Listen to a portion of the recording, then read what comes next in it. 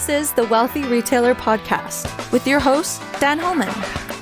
Every episode, Dan talks with a variety of retail experts, owners, managers, and so much more, sharing their expertise, their experiences, and the retail topics that matter to you, the independent retailer.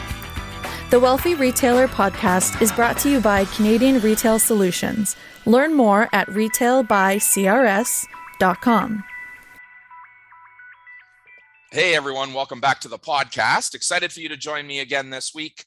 My guest has been called the Zen Master to digital marketers by Forbes. Bryan Kramer is a renowned business strategist, global keynote speaker, executive trainer, coach, and a two-time best-selling author. Bryan, welcome to the podcast. It's a pleasure to have you join us.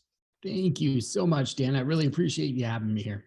Yeah, well, we're excited to have you. And listeners, one of the things that Bryan specializes in, and we're going to ask this conversation to sort of revolve around, how being human can be a competitive advantage. Now, Bryan is the CEO of H2H Companies, an executive coaching company and co-owner of PureMatter, a Silicon Valley marketing agency founded way back in 2001, and it earned a spot as one of the fastest growing companies by the Silicon Valley Business Journal. So I feel like, listeners, we are in really good hands as we ask Bryan to talk to us about being human as a competitive advantage. Oh, well, thank you so much. It's one of the things where I think we are forgetting that because we're all sitting behind Zoom, or we're sitting behind human to Zoom to human more so these days, that we can still have that as a competitive advantage, and especially more so now because we're all trying to automate so many things in our lives. We are. That to be human more so now will stand out the most. Yeah, and I think as we talk to our independent retail audience, Bryan, our success in an independent retail world is foundationally based on our ability to connect with people. And in the last couple of years, we've had to look at other ways to connect. But what's come out of this pandemic world is the retailer's ability to influence buying decision by being themselves in front of their audience and really trying to connect as a person, as a personality to their consumer base. Yeah. That's especially when you look at companies or brands that are trying to resonate as a person. Mm-hmm. And we buy from people, we don't buy from brands.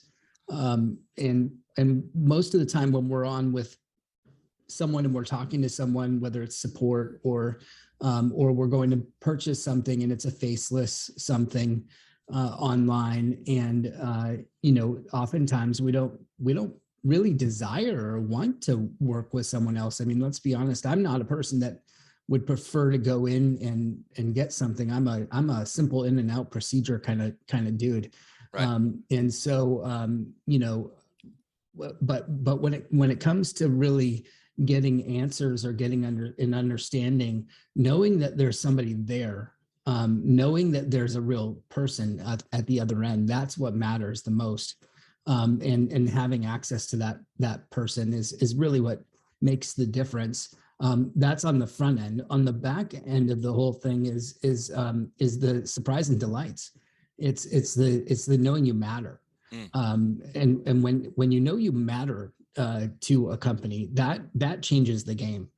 And when you can do those little things that are unexpected, that go above and beyond, which most companies don't take advantage of. They're there to make a profit, and sure, we're all here to make a profit. Otherwise, we'd be .orgs, not .coms.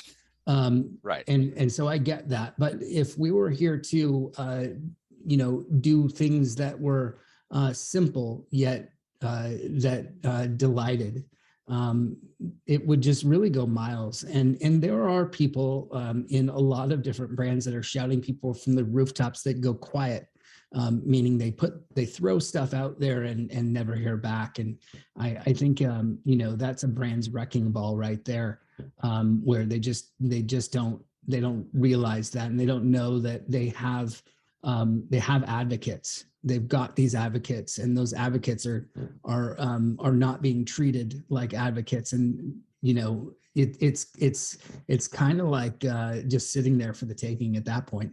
Mm-hmm. And so how does a brand representative, an owner, we think about our independent stores, these influencing stores, how do they keep that loop from closing, or how do they keep that loop from breaking, to make sure that they close it on the back end the same way that they do on the front end when they are social selling or doing style try-ons or showcasing products? How do they close that loop to make sure that we feel that connection on the back end?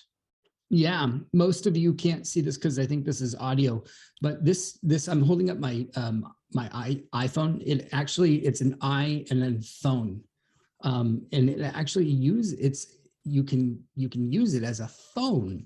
That's the cool thing about it. And you can call people. You don't actually have to just email or tweet or send private messages. You can actually call them.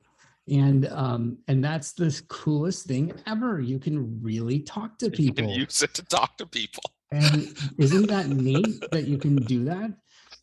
So, can you imagine getting a call from a brand saying, "We love what you're doing. Yeah. And we want to help support you. We want to bring you in. We want to show you some of the behind the scenes. We want to show you what's coming out before everyone else gets to see it. We want to get your opinion. We want to see what you see. What do you think?" And that's all. And maybe we want to have you help us design the future of what that is. And for that, we want to give you some love, and we want to help maybe with some things to take away. We'll package it up and give you some stuff to do, and no sweat off our back. You get some stuff, and we love to make you a brand advocate, a brand ambassador, and you're already doing it. So we'd love to actually make you an official brand ambassador. How's that? Yeah. And who am I talking to? Oh, this is the CEO. Right. What? Who does that? Well, we love what you're doing, so we just thought we'd call. Mm-hmm. What? Who does that? Right. Well, no one. Not a lot of people.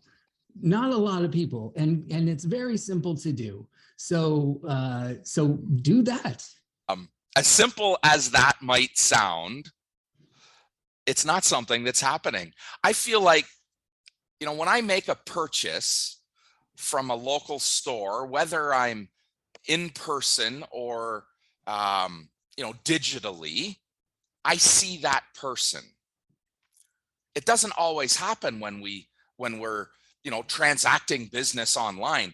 If you're buying something from Amazon, do you actually picture Jeff Bezos, the CEO? But when you purchase from a local store or, your neighborhood store, you actually see that person, that CEO. You can visualize them. And then more importantly, they can visualize me. And perhaps that's part of this, connection that we should be looking for. Absolutely. We should be able to understand the other person on the other side, especially today's data. Not to be creepy, we shouldn't be creepy with the data, but at this point in where we live and what we do and how we are holding each other with especially retail data, unless it's their first time, then we have enough that we should be able to help someone and make it so special for them in a human way. Like, for instance, take Amazon as a brand. And I know it's the most hated case study brand when you're talking about local brands, but you should be able to be more flexible than Amazon. You should be able to be more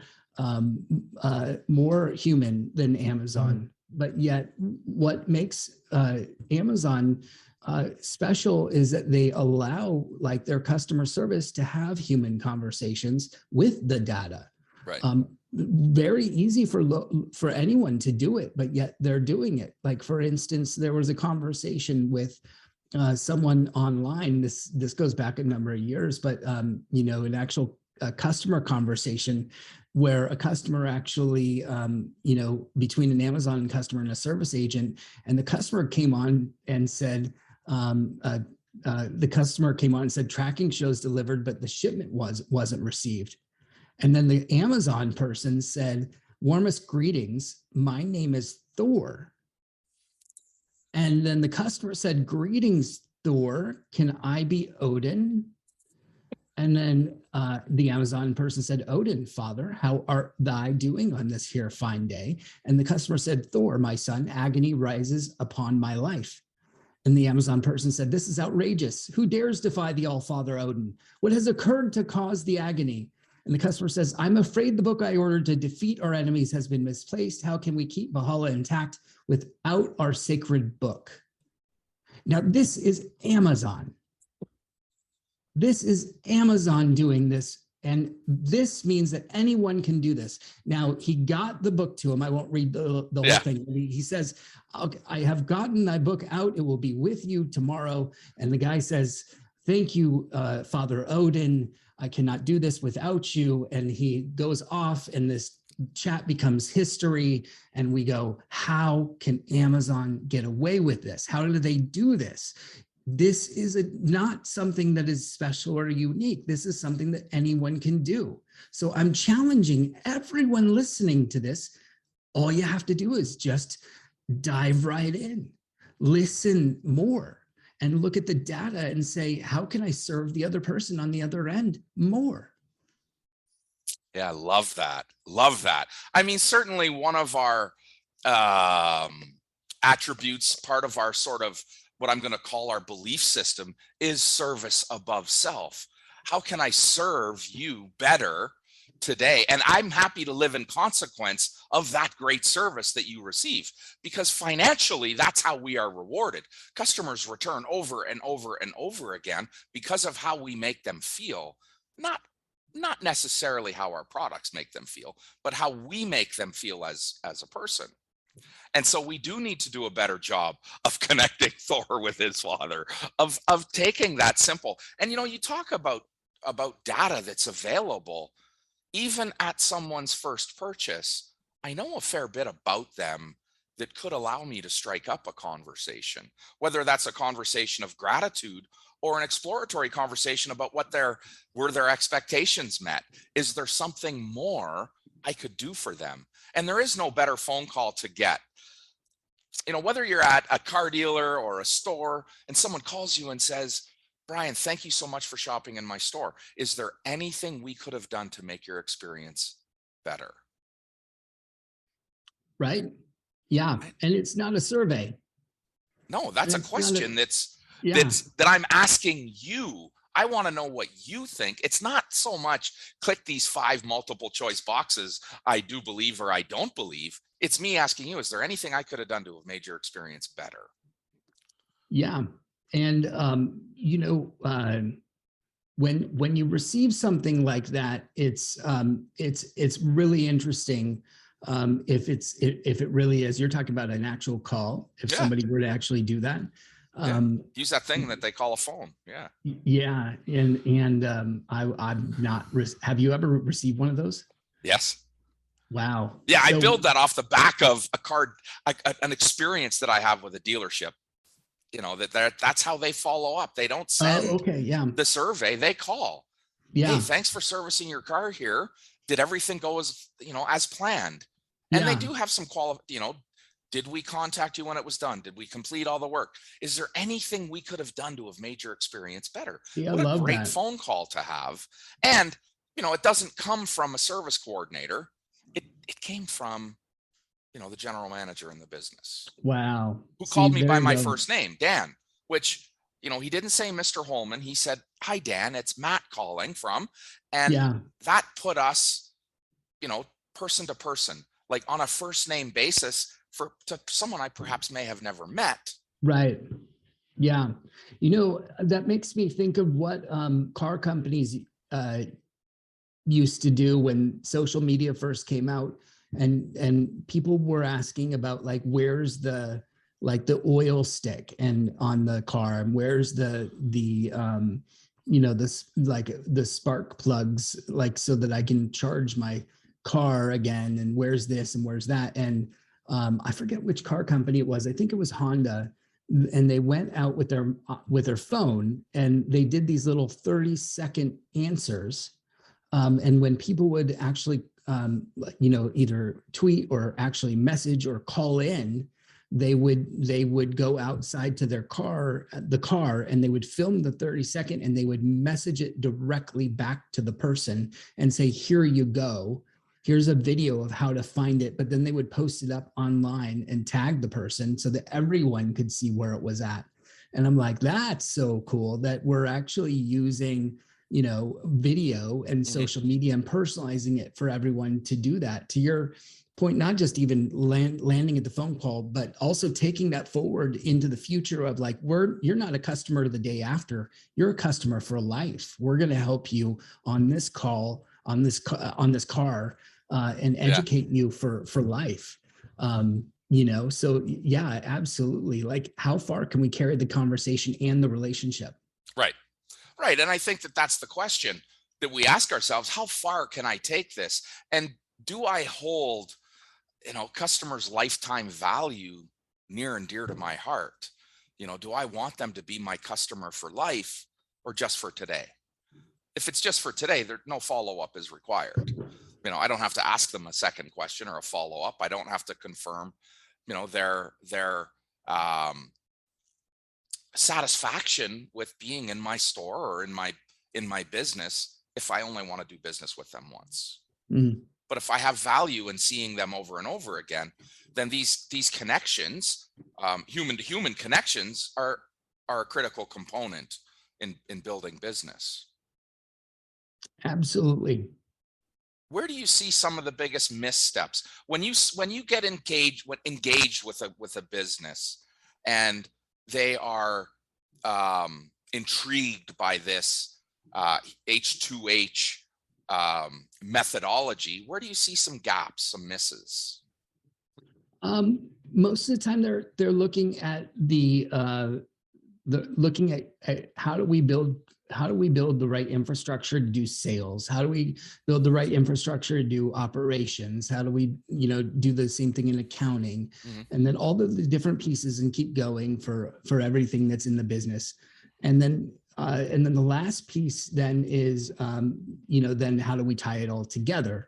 And what I'm a proponent of is before that and or after, depending upon where you are in the life cycle of your business, is you take a step back and you look at the whole business and break it down into what makes you as a customer more, because the customer doesn't care about any of that.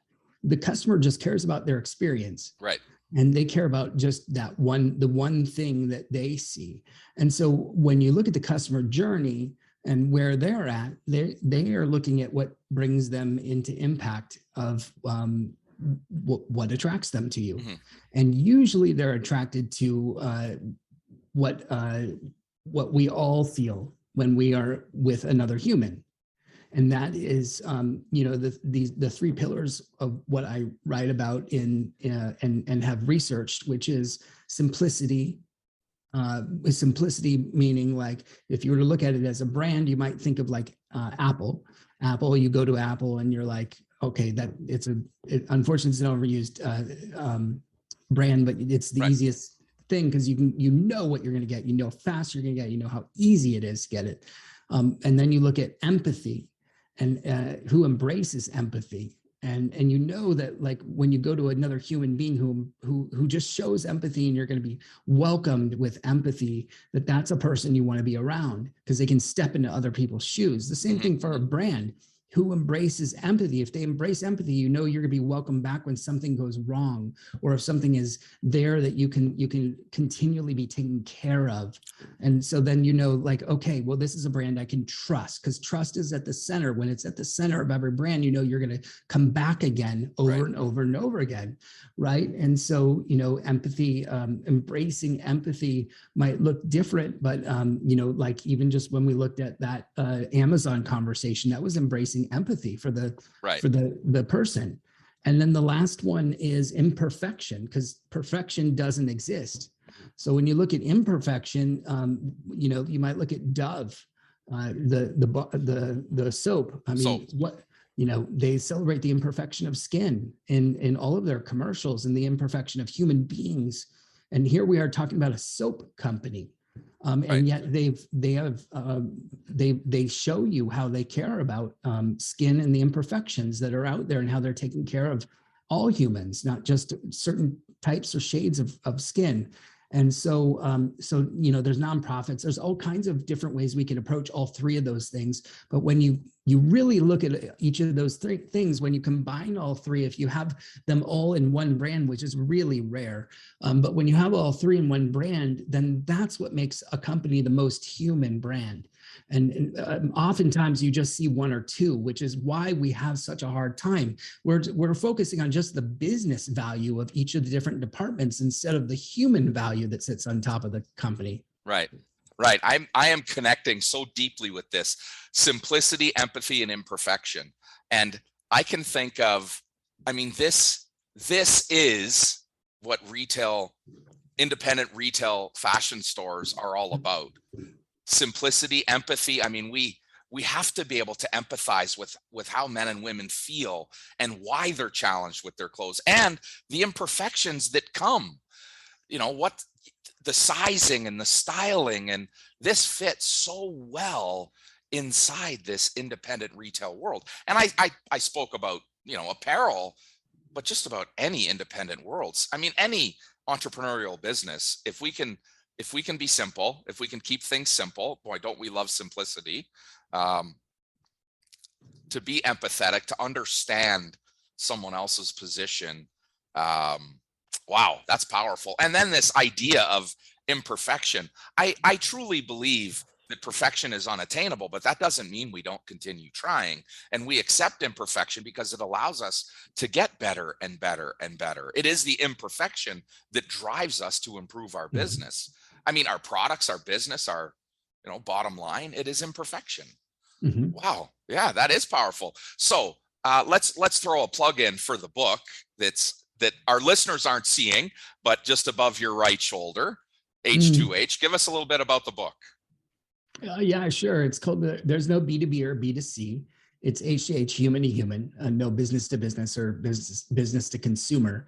And that's not to say that those two things don't exist. One, business to business is a much longer decision, and then business to consumer is usually a much shorter decision.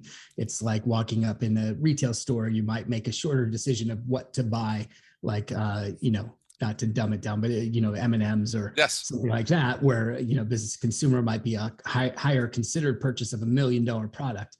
And so, but at the end of the day, we're dealing with people at a cashier's register versus, you know, $1 million product. You're still working with another person to buy that product. So no matter what, there's a human at the other end. Yeah. That's what I'm saying is that there's that. And I cover, you know, a lot in the book that goes way beyond, the three pillars that goes into the how, the what, and the why. And then my second book, Shareology, actually dives into how sharing powers the human economy. And that's a much more in-depth book. It's the brother book or sister book, depending upon how you want to call it, that actually proves the algorithm of what sharing can do and how sharing can do it, with an actual breakdown of where, what, when, and how sharing can build a company with humans. And so yeah, that's what that's about. And that was what, you know, kind of kept me busy for the last, you know, 4 or 5 years. Yeah, nice. All right. One last plug. Tell our listeners how they can learn a little bit more about you and the offering.